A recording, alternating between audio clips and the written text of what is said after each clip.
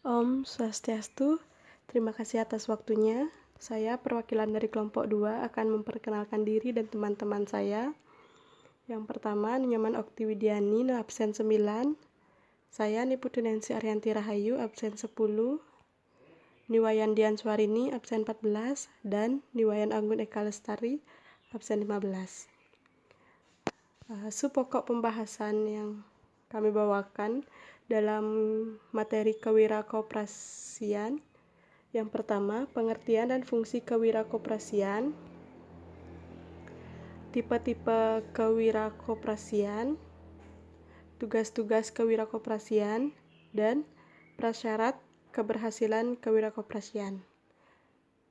Pokok pertama akan saya paparkan, pengertian dan fungsi kewirakoperasian. Kewirakoperasian adalah suatu sikap mental positif dalam usaha komparatif dengan mengambil pemikiran inovatif serta keberanian mengambil risiko dan berpegang teguh pada prinsip identitas koperasi dalam mewujudkan terpenuhinya kebutuhan nyata, serta peningkatan kesejahteraan bersama. Dari definisi tersebut terkandung beberapa unsur yang patut diperhatikan. 1. Kewirausahaan koperasi merupakan sikap mental positif dalam berusaha secara komparatif. Ini berarti kewirakoperasian harus mempunyai keinginan untuk memajukan organisasi koperasi. 2. Tugas utama kewirakoperasian adalah mengambil prakasa inovatif, artinya berusaha mencari, menemukan, dan memanfaatkan peluang yang ada demi kepentingan bersama. 3. Wirakoperasi harus mempunyai keberanian mengambil risiko karena dunia penuh dengan kepastian. 4. Kegiatan wirakoperasi harus berpegang teguh pada prinsip identitas koperasi, yaitu anggota sebagai pemilik dan sekaligus sebagai pelanggan. 5. Tujuan utama setiap wirakoperasi adalah memenuhi kebutuhan nyata anggota koperasi dan meningkatkan kesejahteraan bersama. Selanjutnya, fungsi kewirakoperasian.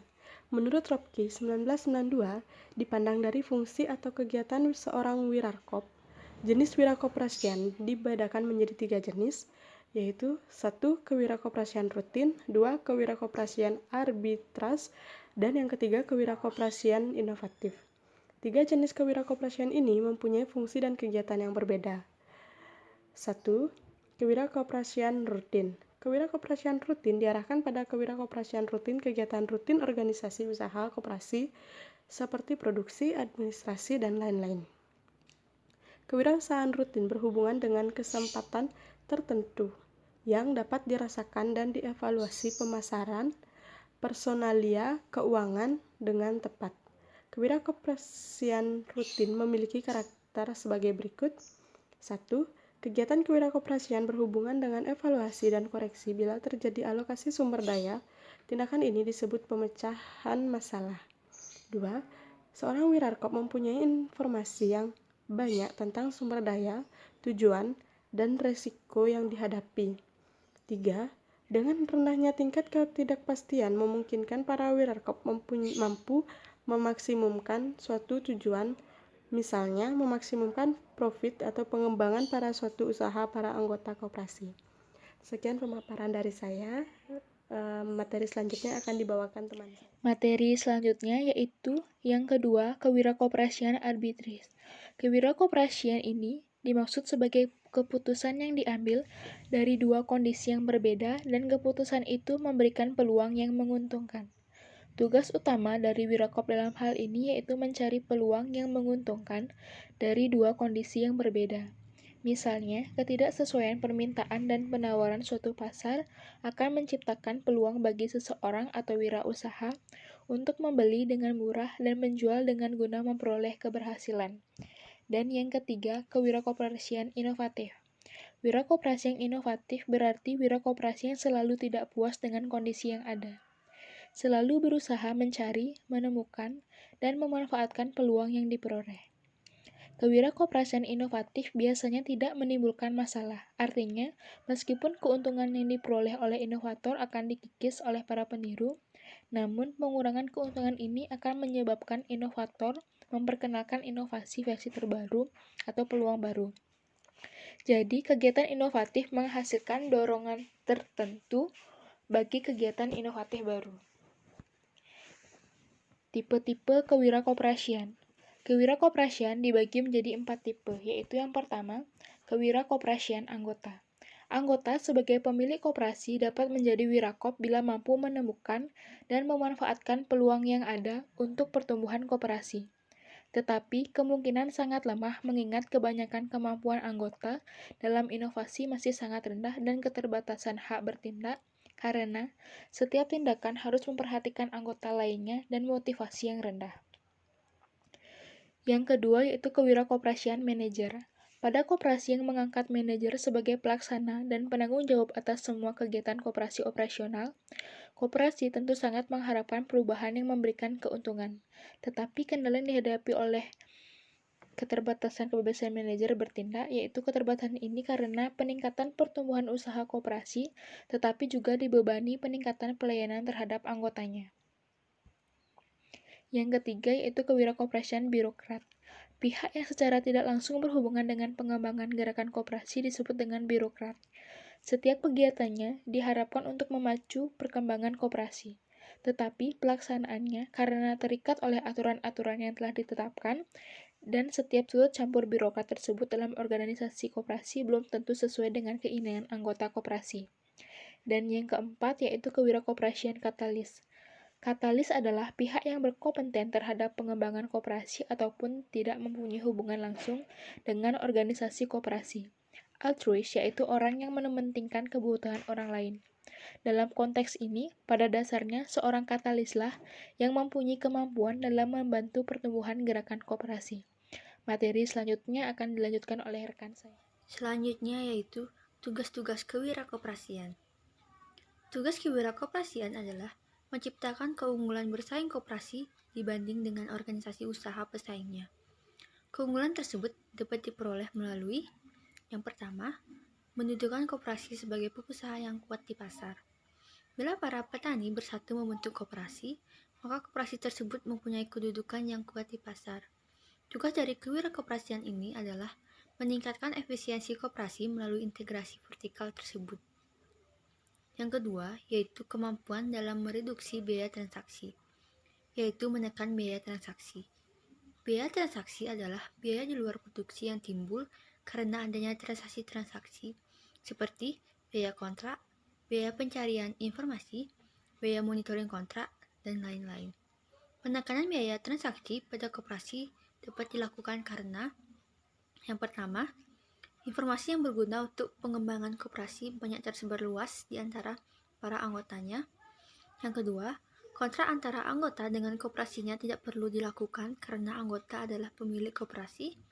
Yang ketiga, terdapatnya kontrol sosial dalam koperasi tidak perlu manajemen mengeluarkan biaya monitoring dalam jumlah yang besar.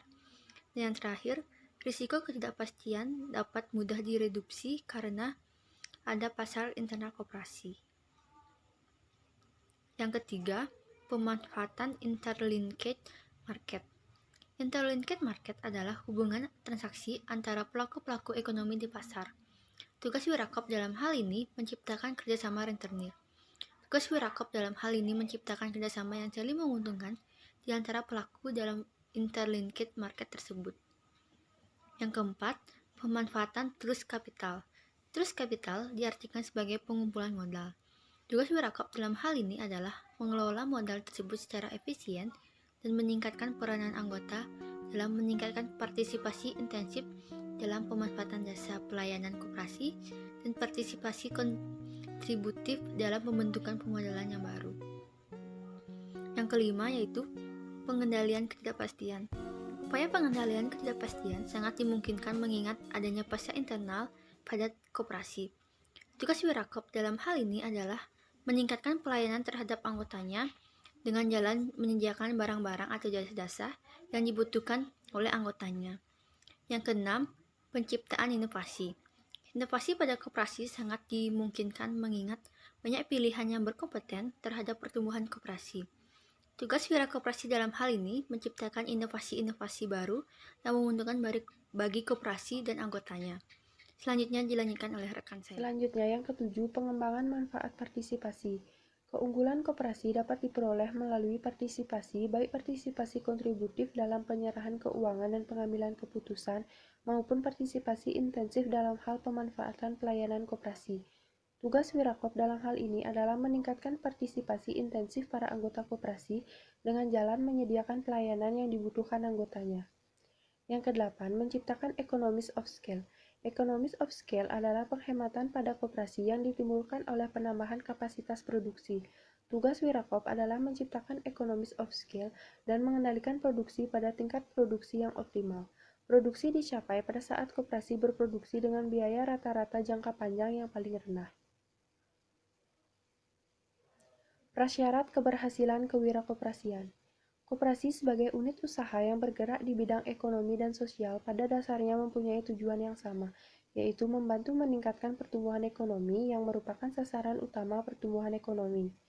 Perubahan yang meningkatkan produktivitas hanya dapat dilakukan melalui dua jalan, yaitu yang pertama melalui kegiatan inovatif atau penciptaan bangunan baru dan penerapannya, yang kedua melalui kegiatan peningkatan kegiatan kerja atau berprestasi lebih banyak dalam satuan kerja tetap atau waktu kerja yang diperpanjang. Masing-masing kemungkinan itu merupakan syarat yang memadai dan perlu bagi pertumbuhan ekonomi. Kemungkinan pertama berkaitan dengan kenaikan pendapatan per kapita oleh sebab adanya peralihan ke arah pengguna teknologi yang produktif, pembuatan penyebaran barang-barang baru, struktur organisasi yang baru, dan keterampilan baru. 3 faktor penentu keberhasilan inovasi seorang wirausaha. Yang pertama, hak bertindak, merupakan kemungkinan dalam kelompok-kelompok yang tidak terlarang yang meliputi berbagai pembatas normatif terhadap tindakan. Di samping peraturan-peraturan hukum abstrak yang dimodifikasikan, juga nilai-nilai sosial budaya, etika, agama, ketentuan-ketentuan konkret, dan peraturan-peraturan pihak pengemban kekuasaan politik. Yang kedua, kemampuan. Kecenderungan individu atau organisasi untuk meningkatkan kemampuannya sangat tergantung dari rangsangan ekonomis dan harapan untuk dapat menerapkan peningkatan kemampuannya dalam tindakan-tindakan inovatif yang nyata. Yang ketiga, motivasi untuk berprestasi.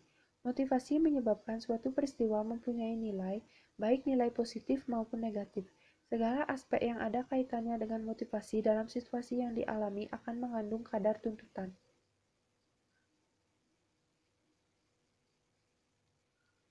Sekian presentasi dari kelompok kami. Mohon maaf jika ada salah kata. Kami tutup dengan Parama Santi. Om Santi Santi Santi Om.